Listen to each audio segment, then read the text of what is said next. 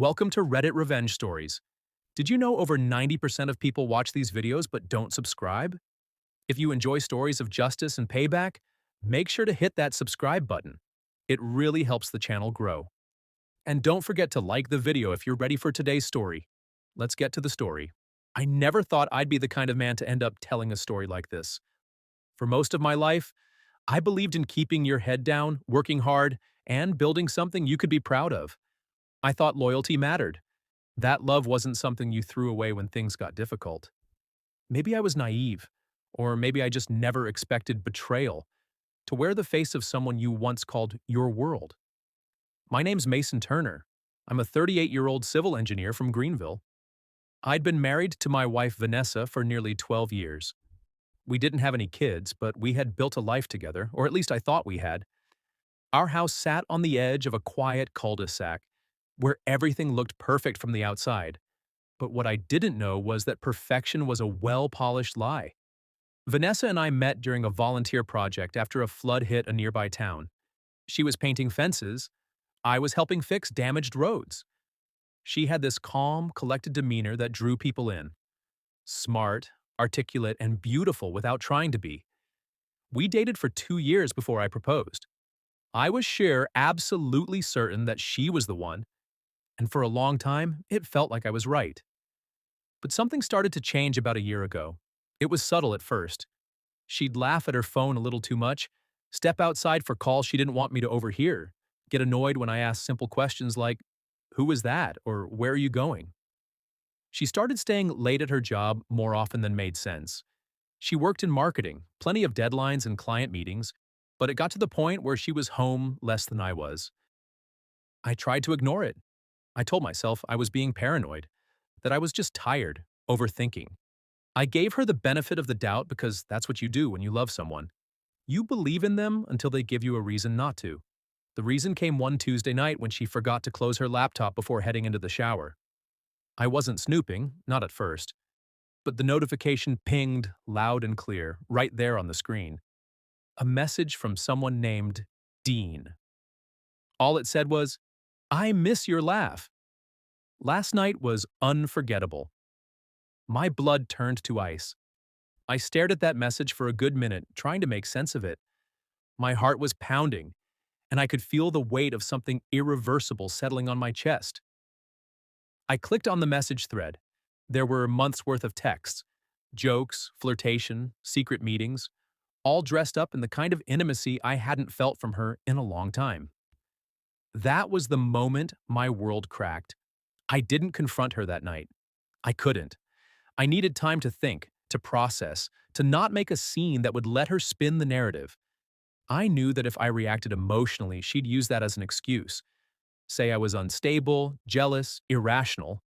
No, I needed to play this smart. So I copied everything. Every message, every image, every sweet little exchange. I took screenshots and emailed them to myself, backed up to a private drive only I could access. I wasn't going to lose everything I built and walk away empty-handed. Not after 12 years of loyalty. Over the next few weeks, I became someone else. Not fake, not dishonest, just quiet, patient, watching. Vanessa had no idea I knew.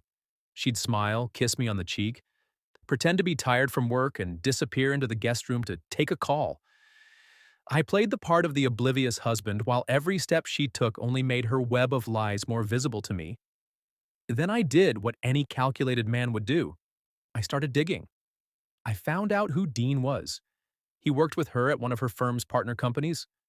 Recently divorced, no kids, owned a sports car he couldn't afford, and used confidence to mask his lack of substance. They had been seeing each other for 8 months, meeting up at hotels during her client meetings, and having dinner when I was on work trips. I wanted to scream. I wanted to kick down his door and tell him exactly what I thought of him. But again, I waited. Instead, I began constructing my revenge. I started with the finances. Vanessa and I had joint accounts, but I'd always been the one managing our investments and retirement. I began slowly moving funds into separate legal entities under my name. Nothing illegal, just smart planning. I also had her removed from the deed of the house without her knowing. It took some creative paperwork, but I had the right contacts. By the time she would know, she'd already be out of the picture. Then came the second part of my plan, evidence. I hired a private investigator. Yes, I already had the messages, but I needed hard legal proof. Pictures, videos, timelines. Something that no lawyer could dispute. The PI was discreet and thorough. Within 2 weeks, he gave me everything I needed. Vanessa entering hotels with Dean, leaving hours later, sometimes changing clothes in her car. One time, they even left a bar drunk, stumbling into his car like a couple of teenagers who didn't have lives to ruin. Meanwhile, at home, I pretended to be the same man I'd always been. I cooked dinner, took out the trash, even rubbed her shoulders when she acted tired. I wanted her to believe she had the upper hand, that she was fooling me completely. The more she felt safe, the more careless she became. One Friday evening, she told me she was going to a conference for the weekend. I smiled, told her to enjoy herself, and handed her a packed lunch I made with extra care. She kissed me on the cheek and drove off with her suitcase, humming along to the radio like she hadn't just torched our marriage. The PI followed her to a beach resort 2 hours away. She met Dean at the entrance, wrapped her arms around him like they were the only people in the world. I watched the footage that night, glass of scotch in hand, heart heavy but steady. I didn't cry, I didn't yell, I just watched, memorizing the woman I once loved becoming a stranger in real time. She came back Sunday night, tanned and happy, told me the conference was productive but exhausting. I nodded and asked what she wanted for dinner. I was no longer Mason the husband. I was Mason, the strategist, and it was time for the final stage of the plan. But I didn't rush. No, I waited a few more weeks. I wanted to make sure every document was filed, every asset secure. I spoke to my lawyer, who specialized in divorce cases involving infidelity. He said I had one of the cleanest cases he'd ever seen. I'd win the house, the retirement, everything. And because she had no idea what I was up to, she wouldn't even see it coming. The only thing left was the reveal. And when I finally did it, I made sure she'd remember it for the rest of her life. The day I decided to end it wasn't random. It was carefully chosen, like every step leading up to it. It was Vanessa's birthday. I'd bought her a dress she'd admired weeks earlier while pretending to window shop downtown. She hadn't known I was paying attention, which made it all the more satisfying when she opened the box that morning and gasped with delight. "You remembered," she said, her eyes wide with fake gratitude. I smiled, played the doting husband part again. Of course I did. We had reservations that night at a high-end restaurant in the city, her favorite. I made sure the place was elegant, intimate, and full of people. That was crucial. I wanted an audience. Not because I craved the drama, but because Vanessa had built her world around appearances. She cared about how people saw her. I wanted to shatter that illusion in the most civil, unmistakable way possible. She wore the dress to dinner. It fit perfectly, which I expected. She even curled her hair like she used to when we were dating, maybe to remind me of the version of her I once fell in love with. She looked beautiful, but all I saw was a mask. And masks, once cracked, never go back to their original shape. Over appetizers, I complimented her dress again. She laughed and touched my hand, the same hand she had probably held after leaving hotel rooms with Dean. Over entrees, I let her talk about her promotion at work. Another lie, since I'd spoken to someone at her firm weeks earlier. She hadn't been promoted. She'd just been transferred to a different account, likely to avoid suspicion from others catching on to her extracurricular activities. Then, as dessert arrived, I slid an envelope across the table. She looked at it, confused. "What's this?" I sipped my water. "A gift.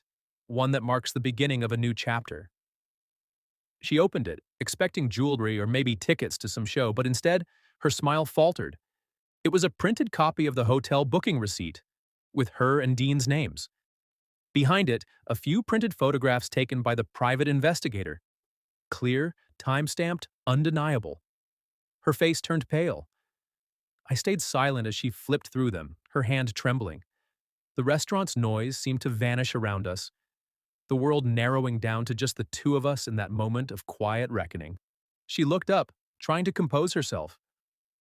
Mason, I can explain. I held up a hand.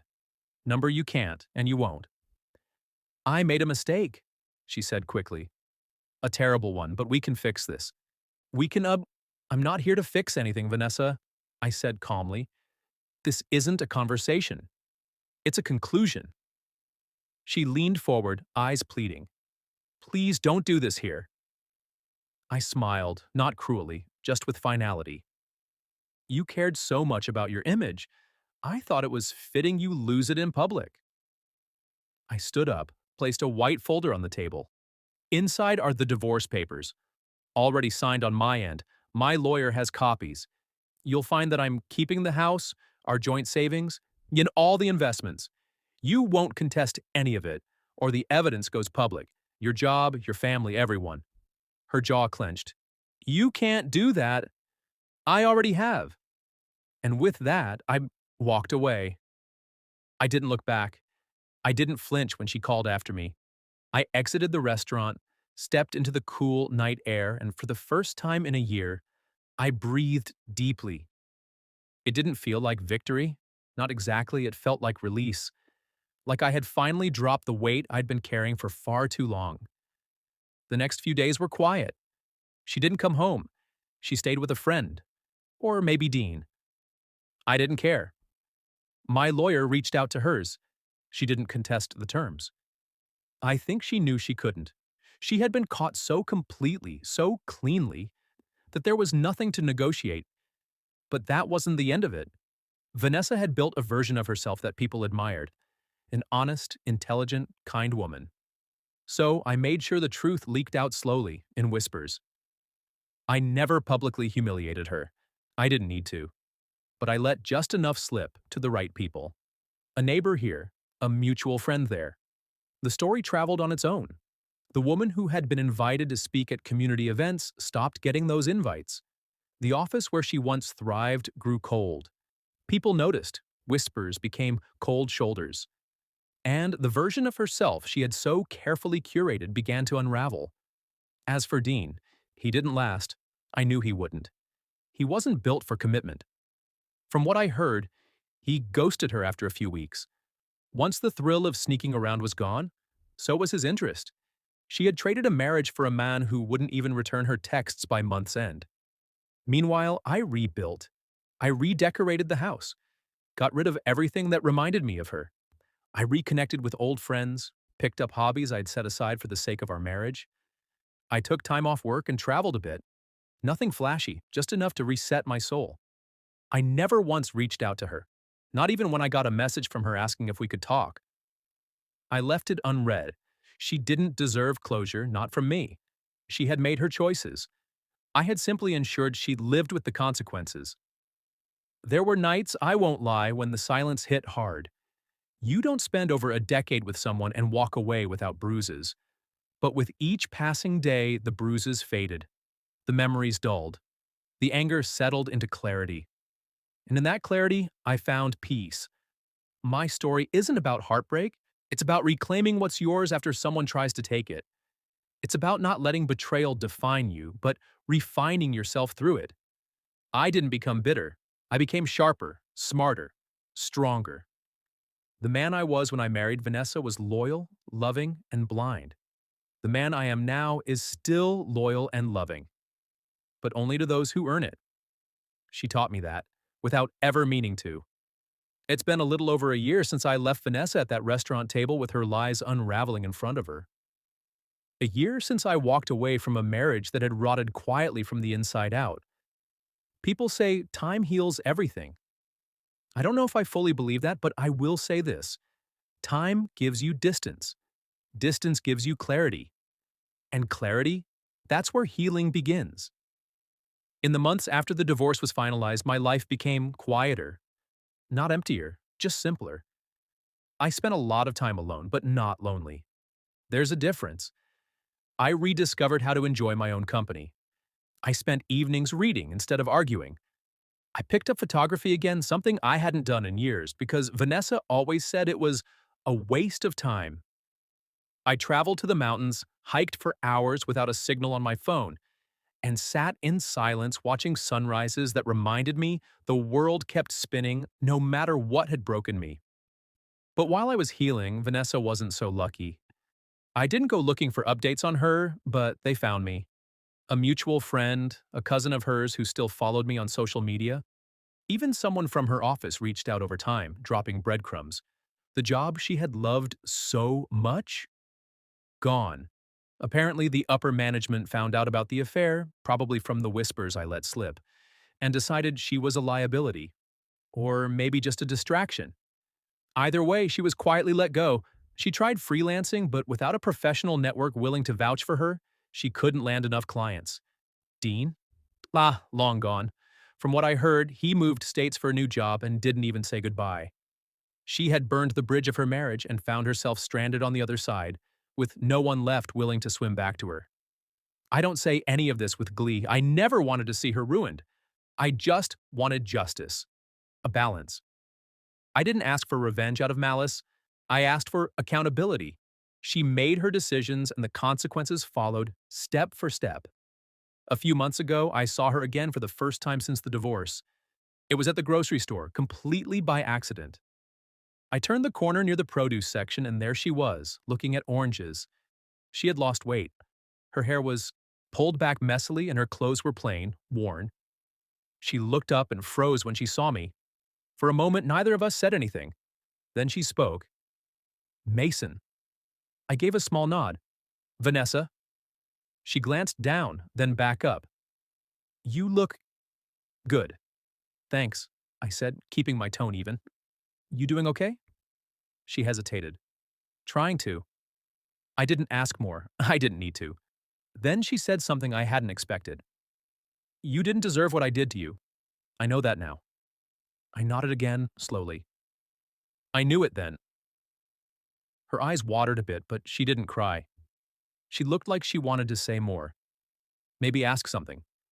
About whether I forgave her, if I missed her, if I ever thought about us. But I didn't give her that opening. Take care of yourself, I said, and walked away. I never looked back. That was closure, not from a tearful conversation or some long explanation, but from the calm certainty in my own chest.